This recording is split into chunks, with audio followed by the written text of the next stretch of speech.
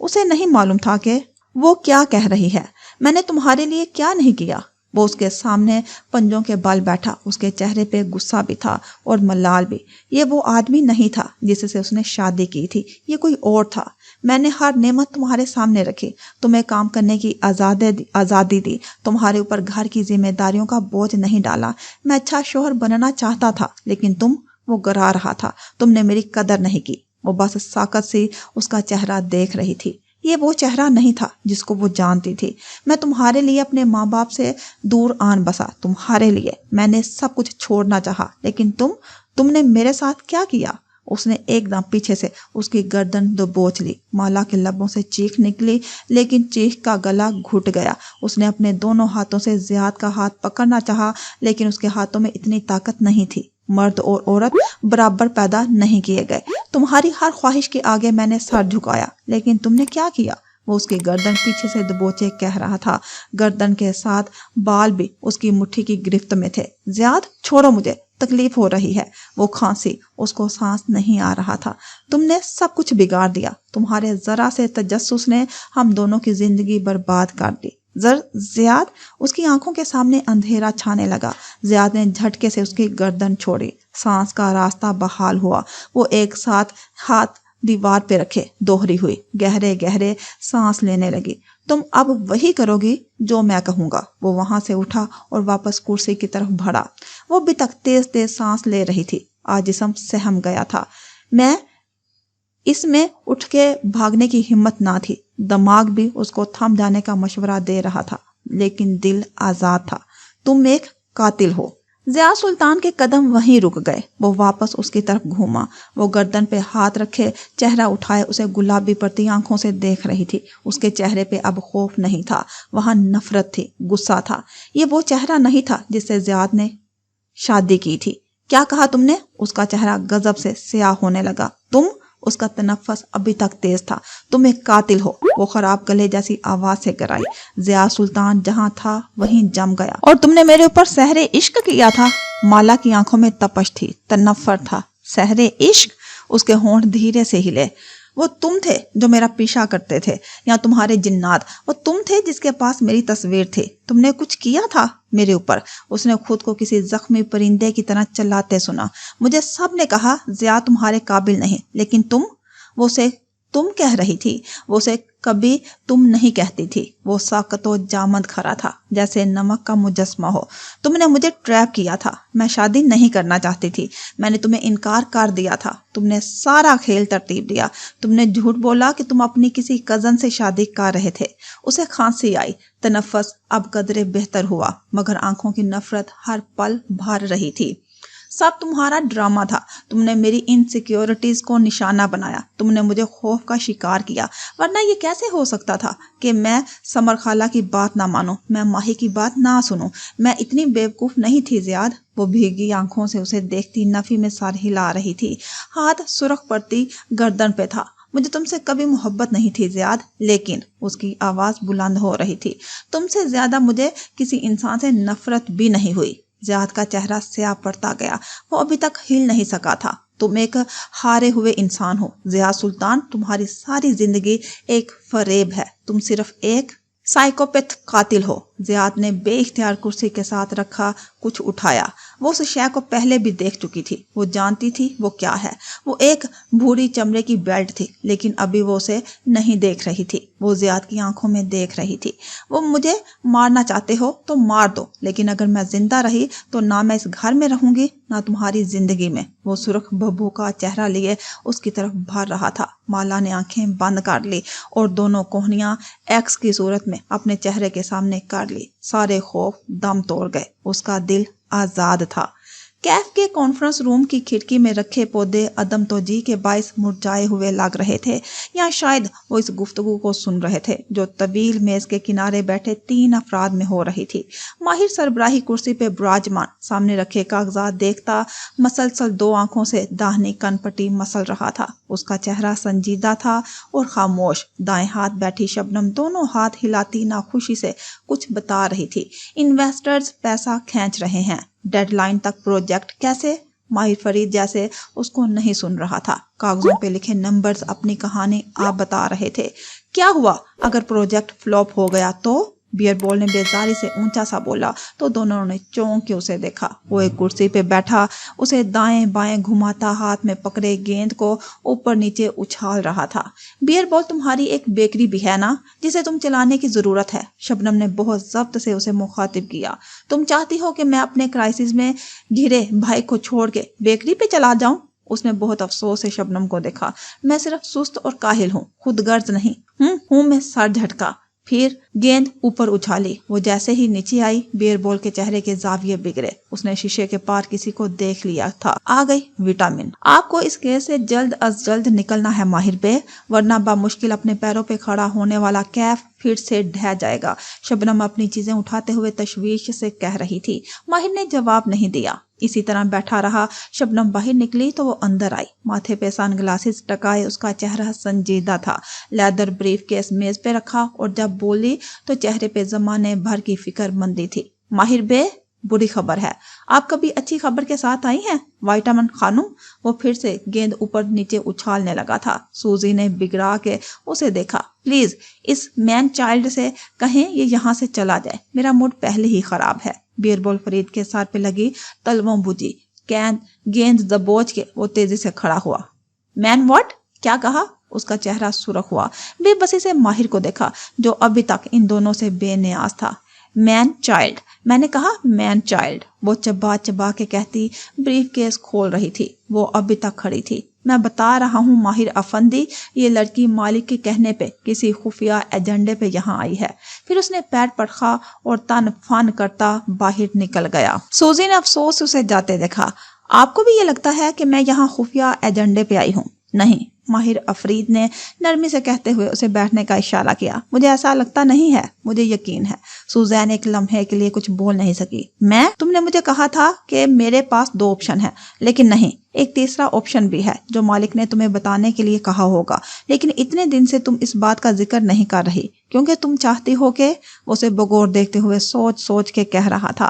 Suzanne نے بہت سا تھوک نکلا کہ پہلے میں تم پہ اعتبار کروں، وہ میں نہیں کروں گا، اس لیے تم مجھے تیسرا آپشن بتا سکتی ہو۔ پہلے یہ دیکھیے۔ اس نے گہری سانس لی اور چند پرنٹ آؤٹس بیگ سے نکال کے سامنے رکھے۔ ماہر کی نظر ان پر پڑی تو وہ چونکا۔ پولیس کمشنر کونیا، ایویڈنس ملا ہے۔ وہ تیزی سے سیدھا ہوا اور کاغذ اٹھائے۔ میرے پولیس سورس کے مطابق غالب نواز کے ناخنوں کے نیچے سے DNA دریافت ہوا ہے۔ اس کی لاش ابھی تک مورگ میں ہے۔ وہ حیران ہوا، پھر چونک کے اسے دیکھا۔ یہ DNA قاتل کا ہو سکتا ہے۔ اگر قاتل کا ہوتا تو پہلے مل جاتا۔ اتنے دن بعد ملنے کا یہی مطلب ہے کہ کسی نے اسے وہاں پلانٹ کیا ہے۔ ماہر کے لبوں سے گہری سانس خارج ہوئی۔ اس نے کاغذ بے دلی سے پڑے ڈال دیے۔ ہم نے جج کو خریدا اور انہوں نے لیپ ٹاپ کے فورنزک اینالسٹ کو۔ DNA کا ریزلٹ 24 سے 72 گھنٹے میں آ جائے گا۔ اتنا وقت کیوں لگے گا؟ 90 منٹ میں آ جانا چاہیے۔ یہ ترکی ہے۔ کرائم لیب والے کافی سست ہیں، وہ جان بوجھ کے ریزلٹ میں تاخیر کریں گے اور اصل قاتل سے زیادہ پیسے ہتھے آئیں گے، لیکن ٹیسٹ ریزلٹ آتے ہی وہ ضمانت کو منسوخ کروانے کے لیے جج کے پاس جائیں گے۔ اگر DNA آپ کا نکلا تو ضمانت منسوخ ہو جائے گی۔ میں جیل نہیں جاؤں گا۔ اس کے چہرے پہ برہمی دھار آئی۔ ضمانت منسوخ ہونے کے بعد ہمیں پہلی تاریخ 6 ماہ بعد کی ملے گی۔ ہم 6 ماہ میں ہم بھرپور محنت کر کے اس کیس کا رخ بدل سکتے ہیں۔ ہم تمام ملوث ارکان کی گواہیوں کو ڈسکریڈٹ کر سکتے ہیں۔ 6 ماہ بہت ہوتے ہیں تمام ثبوت اپنے حق میں کرنے کے لیے۔ عدالتی کارروائیوں میں ایسا ہی ہوتا ہے، لیکن ضمانت منسوخ ہونے کی صورت میں مجھے 6 ماہ تک جیل میں رہنا ہوگا، اس کے سارے اعصاب تان کے۔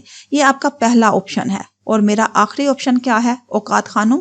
وہ ٹیک لگائے بیٹھا بغور اسے دیکھ رہا تھا۔ یہ وہ آپشن ہے جو مالک بے نے دیا تھا، لیکن میں جانتی ہوں کہ اس وقت یہی بہترین آپشن ہے۔ سوزین نے الفاظ جوڑے، لیکن اس سے پہلے ہی وہ بول پڑا۔ یہی کہ میں واپس لندن چلا جاؤں؟ اس کے ہونٹوں پہ ایک آرزوسی مسکراہٹ بکھر گئی۔ سوزی نے گہری سانس لی اور اس بات میں سر ہلایا۔ ضمانت منسوخ ہونے سے پہلے آپ ملک سے نکل جائیں اور اگلے 5-6 ماہ لندن میں گزاریں۔ ہم آپ کی بیماری کا ریکارڈ داخل کروا دیں گے۔ اگلی پیشی پہ آپ واپس آ سکتے ہیں، تب تک ہم کیس کا رخ اپنے حق میں بدل چکے ہوں گے۔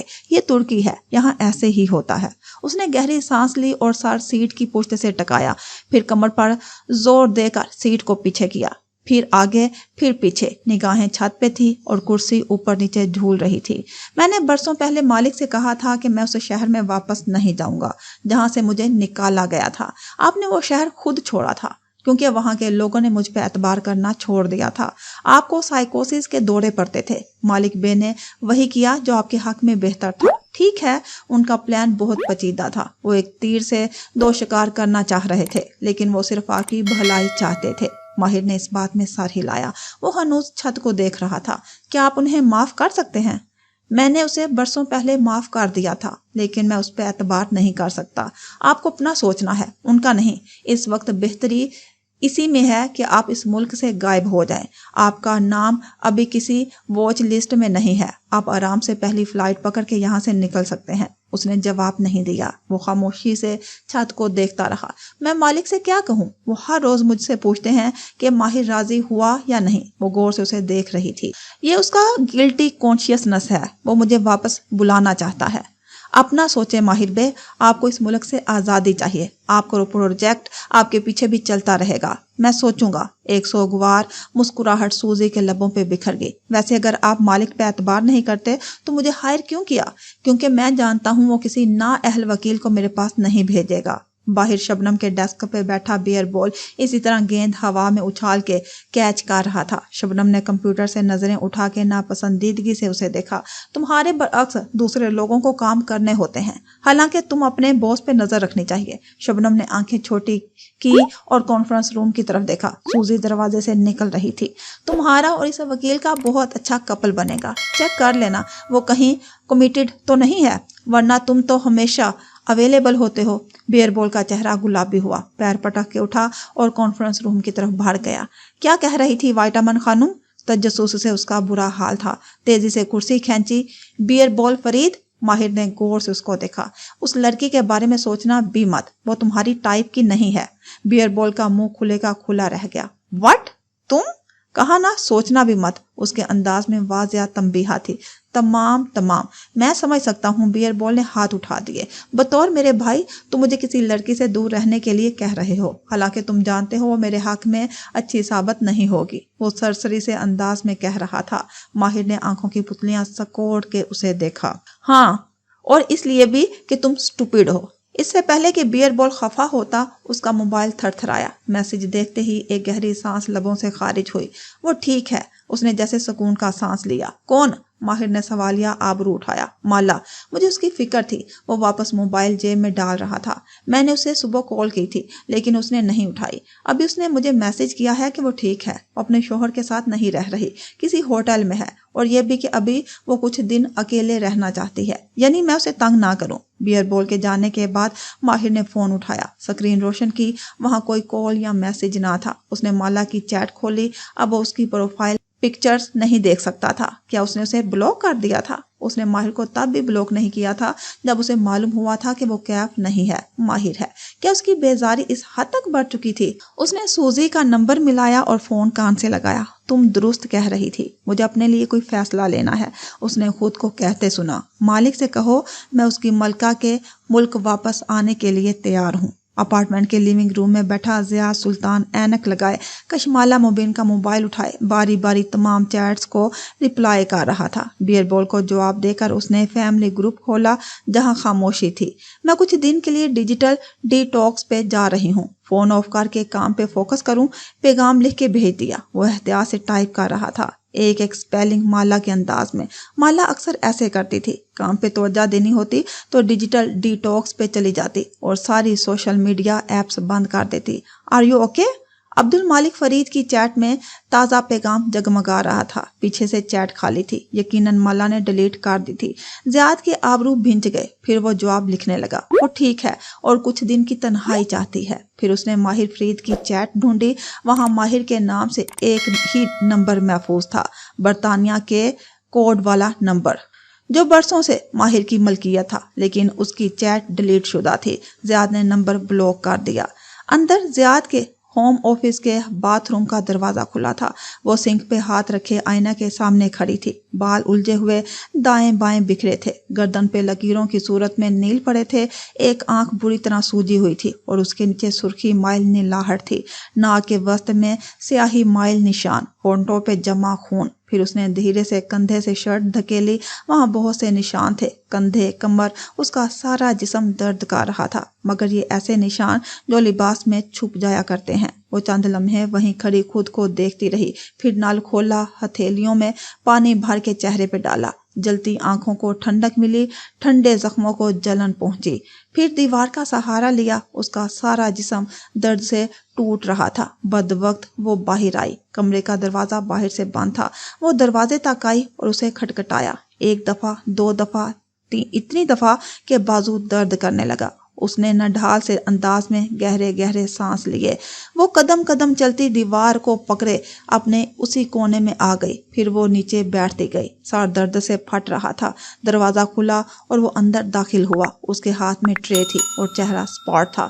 جھک کے ٹرے مالا کے سامنے فرش پہ رکھی، اس میں چاول تھے، اوپر چکن پیس۔ یہ اس کا سعودی عرب میں فیورٹ کھانا تھا۔ ضیاء سلطان نے اس کا فیورٹ کھانا آرڈر کیا تھا، البتہ ساتھ نہ کانٹا تھا نہ چمچ۔ وہ اس وقت کوئی ہتھیار اس کے ہاتھ میں نہیں دے سکتا تھا۔ وہ خاموشی سے کھانے کو دیکھتی رہی۔ وقت پیچھے چلا گیا تھا۔ وہ ایک شادی سے لوٹی تھی، اس کی آنکھوں میں آنسو تھے، وہاں اس کے چہرے کی ایکنی کو نشانہ بنایا گیا تھا، اسی لیے اس کے لیے ان آنٹی نے رشتہ نہیں بھیجا تھا۔ اس کی ساری ذات سوالیہ نشان بن گئی تھی۔ وہ اوپر اسٹوڈیو میں بند ہو گئی تھی۔ بخت بھی کھانے کے لیے بلاتی رہی لیکن وہ نہیں آئی۔ پھر ماں نے خود ٹرے تھامی اور سہج سہج کے زینے چڑھتی دیوار کا سہارا لیتی اوپر آئی، دروازے کے باہر ٹرے رکھی، خود بھی بد وقت وہ اوپری زینے پہ بیٹھ گئی۔ کھانا کھا لو بیٹے، کھانے سے کیا ناراضی؟ وہ گھٹنے زمین سے لگائے جدہ کے اپارٹمنٹ کے اس قید خانے میں بیٹھی کھانے کی ٹرے کو دیکھ رہی تھی۔ تم سہیل کی شادی پہ تھے۔ اس کی نظریں بھورے چاولوں پہ جمی تھی۔ زیاد اب اپنی کرسی پہ بیٹھ چکا تھا۔ لیکن مجھے یاد نہیں، ماہی کہتی ہے۔ کیوں یاد نہیں؟ تم نے کچھ کیا تھا میرے اوپر، کسی وجہ سے تم نے مجھے وہ واقعہ بھلوا دیا۔ ماں کہتی تھی شیاطین چیزیں بھلوا دیتے ہیں، وہ گلی آواز میں بول رہی تھی، تھوڑی گھٹنے پہ ٹکائے، نظریں پلیٹ پہ مرکوز تھی۔ سبرینا تمہاری منگیتر نہیں تھی، وہ ایک جھوٹ تھا جو تم برسوں سے بولتے آئے تھے، ایک سوپ سٹوری، تاکہ میں تم پہ ترس کھاؤں۔ مجھے چیزوں کو، انسانوں کو، اپنے بہن بھائی کو، سب کو فکس کرنے کی عادت تھی۔ میں نے ماں کو بھی فکس کرنا چاہا، میں اپنے گھر کا فکسر تھی۔ تم چاہتے تھے کہ میں تمہیں بھی فکس کروں، لیکن پھر اس نے نفی میں سر ہلایا۔ لیکن کوئی عورت کسی مرد کو فکس نہیں کر سکتی، کوئی انسان بدل نہیں سکتا، جو بدلتے ہیں وہ اپنے لیے بدلتے ہیں۔ تمہارے پاس موقع تھا، وہ بولا تو اس کے انداز میں شکوہ تھا۔ تم محبت سے میری اصلاح کر سکتی تھی، تم مجھے بدل سکتی تھی، لیکن تمہیں میری پرواہ ہی نہیں تھی کشمالہ۔ تمہیں اپنے بہن بھائی، استنبول ٹرپس، اپنے کام کی پرواہ تھی، اور ان کی جنہیں تم فیملی فرینڈز کہتی ہو۔ انداز میں طنز دھار آیا۔ مالا نے گیلی آنکھیں اٹھا کے اسے دیکھا۔ وہ سب تم سے بہتر تھے زیاد، وہ سب ٹھیک تھے، میں غلط تھی۔ ضیاء سلطان کے ماتھے کی رگیں بھینچ گئی، چہرہ سرخ پڑنے لگا، مگر وہ نڈر سے کہہ رہی تھی، ماہر بھی ٹھیک کہتا تھا، تم مجھے ہرٹ کرو گے اور تم مجھے بری طرح ہرٹ کرو گے۔ دیکھا تھا میں نے، وہ تمہیں کالز کر رہا ہے کئی دن سے۔ مالا نے افسوس سے اسے دیکھا۔ تمہیں لگتا ہے میں نے تمہارے ساتھ بے وفائی کی ہے؟ وہ اب خوفزدہ نہ تھی، اس کے چہرے پہ صرف افسوس تھا۔ میں نے ماہر فرید کو اس قابل ہی نہیں چھوڑا کہ وہ ایسا کچھ سوچ سکے۔ آخر میں وہ ہلکا سا مسکرایا۔ تم نے اسے اس کیس میں پھنسایا ہے نا؟ وہ اسی تعصب سے اسے دیکھ رہی تھی، آواز ہلکی تھی۔ گلٹی ایز چارجڈ۔ ضیاء سلطان نے سر کو خم دیا، وہ بالکل سنجیدہ تھا۔ اور مجھے یہاں قید کر کے کیا کرو گے؟ میری یادداشت مٹا دو گے یا مجھے خود سے محبت کرنے پر مجبور کر دو گے؟ پھر افسوس سے نفی میں سر ہلایا۔ میں تم سے طلاق لوں گی زیاد، میں تم سے طلاق لوں گی۔ ایک ایک لفظ پہ زور دیا۔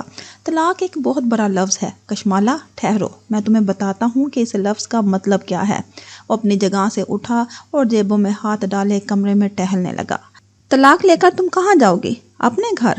وہ معید ایسے بیچ دے گا جیسے اس نے باغ بیچا تھا۔ تمہارے خیال میں نہیں جانتا؟ وہ طنز سے ہنسا۔ موہت کے گھر میں تمہارے لیے اب جگہ نہیں ہوگی، کیونکہ اب وہاں تمہاری بھابھی ہے، اور وہ مجھے عورت ایسی نہیں لگی مجھے جو تمہیں برداشت کرے گی۔ تمہارے پاس پاکستان میں نہ کوئی گھر ہوگا، نہ کریئر، اور طلاق یافتہ عورت کا اکیلے رہنا، او نو، تم معاشرے کی باتیں سن نہیں سکو گی۔ وہ گھٹنے سینے سے لگائے دیوار سے لگی بیٹھی اسے دیکھ رہی تھی۔ تم لوگوں سے نہیں ملو گی تو وہ تمہارے بارے میں باتیں کریں گے، ملو گی تب اور زیادہ باتیں کریں گے۔ وہ کہیں گے کہ سسرال کے بغیر انڈیپینڈنٹ گھر ملا تھا کشمالہ کو، باہر کا ملک تھا پھر بھی کشمالہ نہیں رہ سکی۔ گھر نہ بسا سکنا ایک بہت بڑا فیلئر ہے، اور تم سارے خاندان میں ایک فیلئر بن جاؤ گی۔ وہ دائیں سے بائیں چکر کاٹ رہا تھا۔ مالا کی آنکھیں پھر سے بھیگنے لگی۔ تمہارے گھر کے ملازم تک تمہیں ترس سے دیکھیں گے، ایک ایسی عورت جس کے شوہر نے اسے چھوڑ دیا۔ کوئی نہیں یقین کرے گا کہ تم نے مجھے چھوڑا، سب کہیں گے میں نے تمہیں طلاق دی۔ اس نے آنکھیں بند کر لی، گرم آنسو گال پہ گرنے لگے۔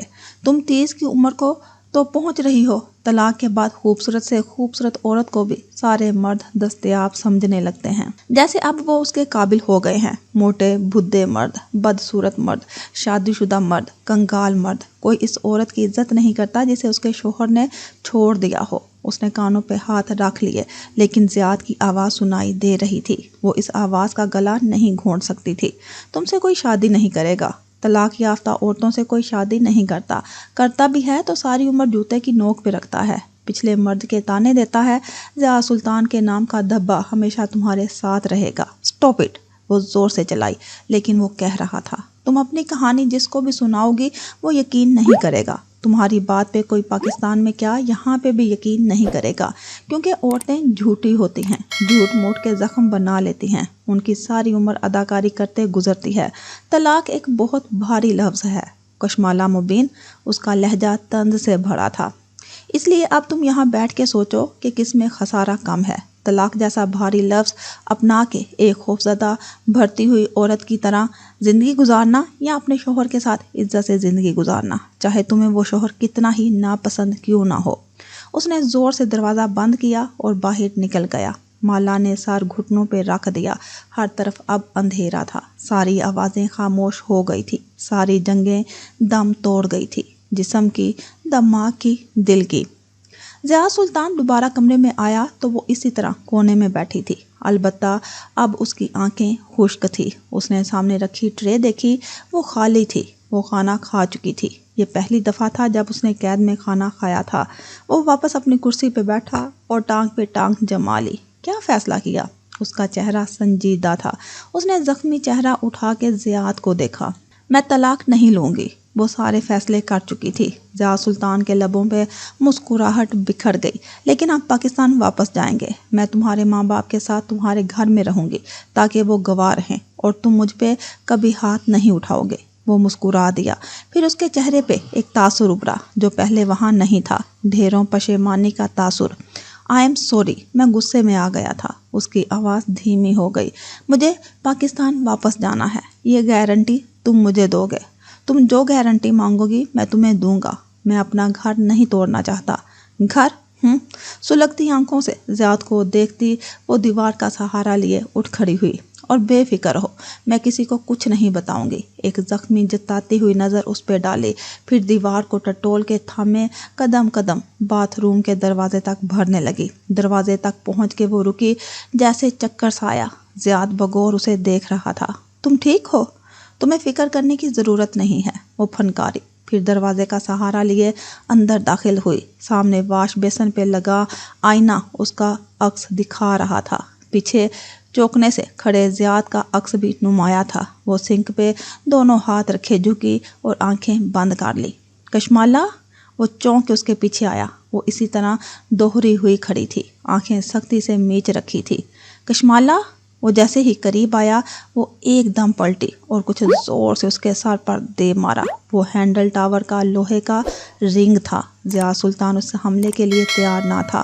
وہ ایک دم بوکھلا کے پیچھے ہٹا، لیکن دیوار کا سہارا لیتے لیتے بھی وہ نیچے گر گیا۔ اگلے ہی لمحے وہ باہر بھاگی۔ چوکھٹ ایک جست میں عبور کی، جسم کی ساری توانائی ٹانگوں اور ہاتھوں میں سما گئی تھی۔ زیاد ماتھے پہ ہاتھ رکھے نیچے گرا ہوا تھا۔ کوہنی کا سہارا لے کر وہ چلاتا ہوا اٹھنے لگا، لیکن وہ بک شیلف کے قریب آئی۔ آئیکیا کا بنا بک شیلف اتنا بھاری نہ تھا جتنا دیکھنے میں لگتا تھا۔ اس نے پوری قوت سے اونچے شیلف کو دھکا دیا۔ اس سے پہلے کہ زیاد اٹھتا، بک شیلف دھڑام سے اس کے اوپر آن گرا۔ شیشے کے چھناکے سے ٹوٹنے کی آواز آئی۔ بہت سی کتابیں دھڑا دھڑ اس پہ جا گری۔ ہلکی لکڑی کے چند تختے ٹوٹ گئے اور وہ اس کے بوجھ تلے ڈھہ گیا۔ تم نے ٹھیک کہا تھا، وہ حلق کے بل چلائی اور لکڑی کا ایک ٹوٹا ہوا تختہ اٹھایا۔ ساری عورتیں اداکارائیں ہوتی ہیں، جھوٹی اداکارائیں۔ وہ ضیاء سلطان کے سر کے قریب رکی۔ اس کے ماتھے سے خون بہہ رہا تھا اور وہ چلا رہا تھا۔ اس کا نچلا دھر بک شیلف کے نیچے پھنس چکا تھا۔ اور تم نے ٹھیک کہا تھا، عورتیں جھوٹ موٹ کے زخم بنا لیتی ہیں۔ پوری قوت سے اس نے لکڑی کا تختہ زیاد کے سر پر دے مارا۔ وہ زور سے چیخا، کشمالہ، مجھے نکالو۔ خون اس کی کنپٹی سے نیچے گر رہا تھا، مگر بکھرے بالوں اور نیلکو چہرے والی لڑکی نے نفی میں سر ہلایا، پھر زور سے تختہ دوبارہ اس کے سر پر دے مارا۔ وہ جو ہاتھوں سے اپنے اوپر سے ٹوٹا شیلف ہٹانے کی کوشش کر رہا تھا، واپس ڈھہ گیا۔ تختہ بھی ٹوٹ گیا۔ اور تم نے درست کہا تھا، طلاق ایک بہت بھاری لفظ ہے۔ وہ پنجوں کے بل نیچے جھکی، اس کے زخمی چہرے کے قریب، پھر دھیرے سے سرگوشی کی۔ لیکن ایک لفظ ہی تو ہے۔ زیاد نے آنکھیں کھولی، بے بسی اور غصے سے اسے دیکھا۔ اس کی ٹانگ پھنس چکی تھی۔ اس نے ہاتھ بڑھا کے اس کی گردن دبوچنی چاہی، لیکن وہ تیزی سے پیچھے ہو گئی۔ اگلے ہی لمحے وہ باہر کی طرف بھاگی تھی۔ میں تمہیں جان سے مار دوں گا، وہ پیچھے سے چلا رہا تھا۔ اس نے دروازہ بند کیا، جلدی سے اسے لاک کیا، لیونگ روم میں رکھا پرس اور موبائل اٹھایا۔ سر چکرا رہا تھا، بار بار آنکھوں کے سامنے اندھیرا چھا رہا تھا، لیکن آج اسے نہیں گرنا تھا، آج اسے ہمت کرنی تھی۔ وہ تیزی سے لفٹ کی طرف بھاگی، لابی کا بٹن دبایا تو دیکھا ہاتھوں میں خون لگا تھا۔ لفٹ کے آئینے میں اپنا چہرہ دکھائی دیا، خون وہاں بھی تھا، لیکن اس وقت اسے پرواہ نہ تھی۔ ریسیپشن پہ بیٹھا نوجوان اسے دیکھ کے بخلا کے اٹھا۔ 1919 کو کال کرو۔ وہ حلق کے بل چلائی۔ چند لوگوں نے مڑ کے اسے دیکھا اور وہ جہاں تھے وہیں رہ گئے۔ کوئی 1919 کو کال کر سکتا ہے کیا؟ لمبے بالوں والی لڑکی، جس کی ٹی شرٹ آدھی خون سے بھری تھی اور چہرہ نیلو نیل تھا، حلق کے بل چلا کے کہہ رہی تھی۔ ایک ساتھ بہت سے موبائلز پہ نمبر ملنے لگے۔ 1919 ڈومیسٹک ایبیوز کی ہیلپ لائن تھی۔ وہ سفید دیواروں اور چمکتے ٹائلز والے فرش کا آفس تھا۔ وہ ایک کرسی پہ بیٹھی تھی، کندھوں کے گرد شال لپیٹے، آئس پیک ایک ہاتھ میں پکڑے، چہرے کے ایک حصے پہ بار بار لگا رہی تھی۔ آنکھ نیچے سے سوجی ہوئی اور نیل کا رنگ اب جامنی پڑ چکا تھا۔ بال پونے میں بندھے تھے، ماتھے اور ٹھوری پہ ٹانکے لگے تھے، ہاتھ میں بھی پٹی تھی۔ دروازہ کھلا تو وہ بری طرح چونکی۔ آئس پیک ہاتھ سے گرتے گرتے بچا، پھر سنبھل گئی۔ ایک وردی میں ملبوس آفیسر اندر آ رہا تھا، اس کے ساتھ ایک سکارف والی خاتون آفیسر بھی تھی۔ مالا نے سر کو سلام میں جنبش دی۔ مرد آفیسر سامنے اپنی چیئر پہ بیٹھا اور خاتون مالا کے دائیں ہاتھ خالی کرسی پہ۔ کیسی ہیں آپ اب؟ وہ شائستگی سے انگریزی میں گویا ہوا۔ بہتر ہوں۔ اس نے اسپاٹ چہرے سے سر کو جنبش دی۔ ایک دفعہ پھر آئی ایم سوری اس سب کے لیے جو آپ کے ساتھ ہوا۔ وہ ہاتھ باہم پھنسائے آگے کو ہوا۔ سعودی حکومت گھریلو تشدد کو بہت سنجیدگی سے لیتی ہے۔ ایسے شوہر کو نہ صرف جرمانہ دیا جاتا ہے بلکہ جیل بھی جانا پڑتا ہے۔ کیا پولیس کو میرا شوہر ملا؟ وہ بےتابی سے پوچھ رہی تھی۔ نہیں، جب تک پولیس وہاں پہنچی آپ کا شوہر اپارٹمنٹ میں نہیں تھا۔ آئیکیا کا بک شیلف ایک مرد کو زیادہ دیر تک دبا کے نہیں رکھ سکتا۔ اور سٹوریج یونٹ؟ وہ بنا پلک جھپکائے اسے دیکھ رہی تھی، وہ بھی خالی تھا۔ آفیسر نے کندھے اچکائے۔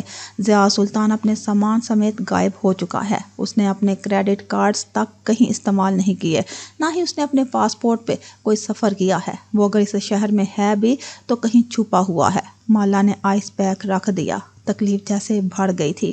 آپ کا سامان ہم نے ہوٹل سے پک کروا لیا تھا۔ خاتون آفیسر نے نرمی سے اس کے کندھے پہ ہاتھ رکھا۔ وہ ایک دم ڈر کے چونکی، پھر تیزی سے سنبھلی اور نامحسوس انداز میں اپنا کندھا پیچھے کیا۔ آفیسر نے ہاتھ نیچے گرا دیا۔